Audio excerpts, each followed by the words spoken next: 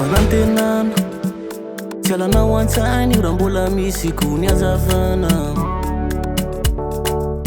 Mihoatra noho ny tsara asa rehefa ao an-tsainy mazoto foana ianao na malaina.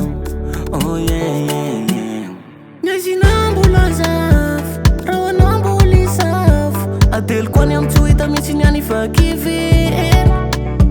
Tsisy olana ka tsy safy raha isafidy any mazafy toy lanitra mangany fiainako rehefa ny aorina.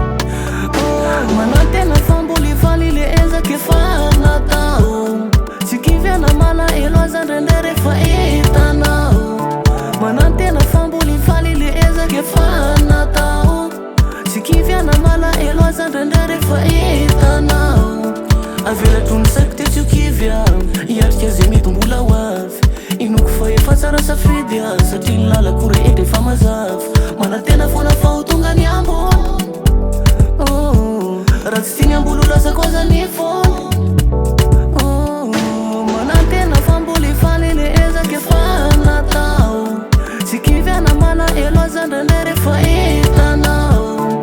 Manantena fa mbola ifaly le ezaka efa natao tsy kiviana malahelo aza ndraindray rehefa hitanao. Namazinary ny andro sa mahitakitana zay alehako rehetra to mazafy tsy haiko ny mamaritra ny tsara vitana fa ambony ny ara misy samilaza. Manantena foana fa ho tonga ny ambony raha tsy tiany ambolo lasako aza ny foana. Sa manantena foana miazina mbola zafy raha anao mbola isafy adelo koa ny amtso hita mihitsy ny any vakivy. Tsisy olana ka tsy safy raha isafidy any mazafy toy lanitra mangany fiainako rehefa ny aorina. Manantena fa mbola ifaly le ezaka efa natao tsy kiviana malahelo aza ndraindray rehefa hitanao. Manantena fa mbola ifaly le ezaka efa natao tsy kiviana malahelo aza ndraindray rehefa hitanao. Avelatro ny saiko te tsy ho kivya hiatrika zay mety mbola ho avy inoko fa efa tsara safidy satria ny lalako rehetra efa mazavy. Manantena foana fa ho tonga ny ambony raha tsy tiany ambolo lasako aza ny foana.